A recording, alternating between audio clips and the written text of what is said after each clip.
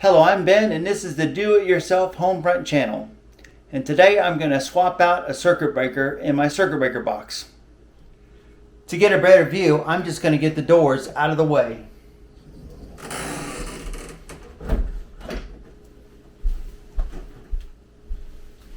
Next, let's take off the cover for the circuit breaker box. 5 screws that hold this thing on that I need to take off. Let me do that. There's not a whole lot of room right here to work.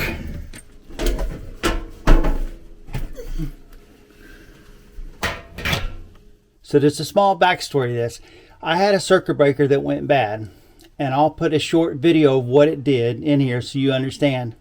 It's a green light. I am going to go turn that circuit breaker back on and see if it trips. It shouldn't. The 2 hot leads aren't touching anything. Okay, we're back at the circuit breaker box.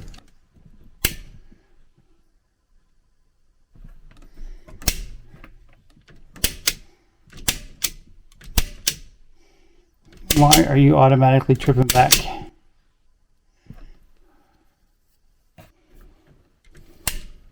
I wonder if the circuit breaker's going bad.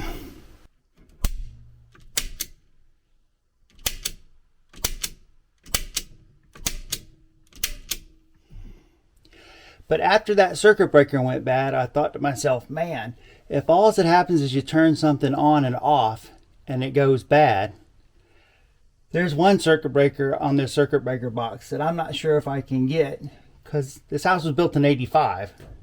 And that's the main circuit breaker.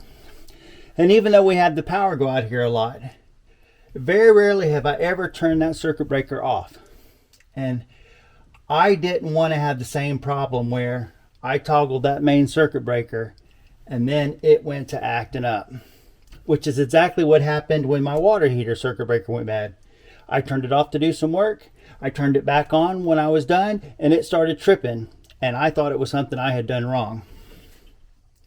So I showed the method that you could do, which is a bad method, but it's swapping out a circuit breaker with the power still on.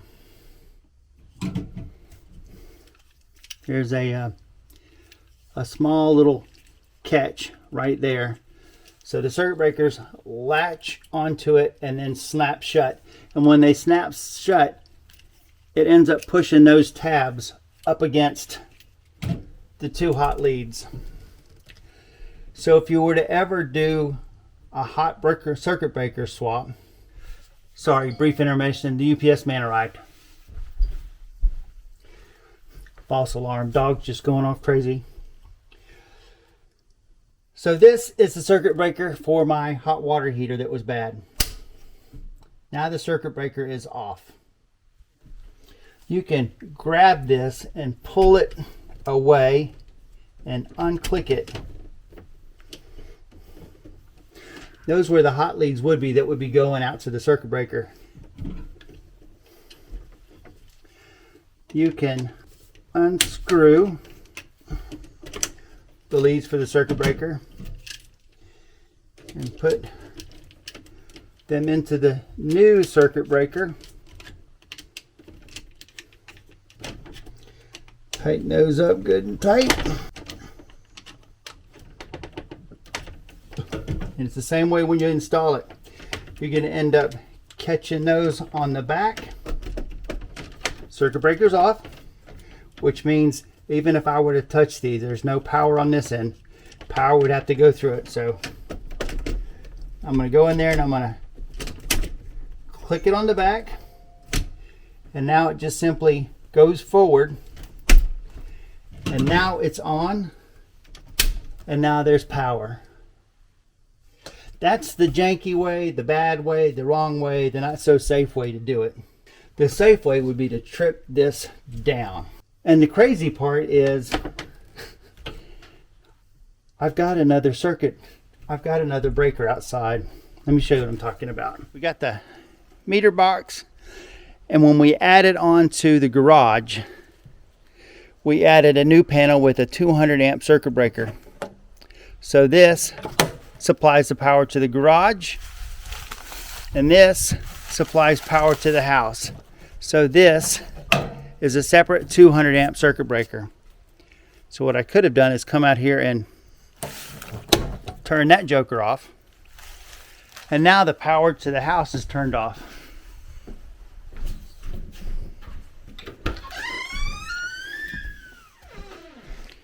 No power. Sorry, the light's not all that great, but that's because there's no power to the house. So now it doesn't matter what you touch inside of the circuit breaker box. There's no electricity. You're not going to get shocked, or the other key word, electrocuted. So now it would be the same way. You would turn the circuit breaker off, pull it back, and pull it out. And the same thing as before. Unscrew the 2 leads. Put your new circuit breaker in. Tighten up your 2 leads. In the same way. The copper bar is going to be 110 coming in. And on the other side you have another copper bar. And they overlap each other. And those little picks that stick out, those are going to be the tabs that connect to the bottom of the circuit breaker. So when it's time to put it all together, these parts right here, those are going to catch the back here. So yeah, click it over those, it's caught in the back, and just push forward, and now you can turn it on.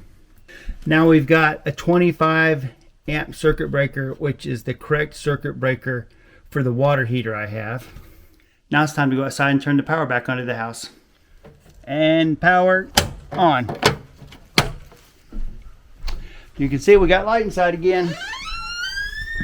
So like I said, the last time I swapped out a circuit breaker, and I was afraid that my main circuit breaker, it's as old as a circuit breaker box, 1985, if I click that off, that it might not click back on. And that might be harder to obtain and might take a couple days to get in. And I didn't want to live without power for a couple days. So I didn't want to actually turn off that one. So I don't think you guys will need to see me put on the cover. So I'll get this cover put back on, and I'll get the door back on. And then once I'm done, we'll say our goodbyes.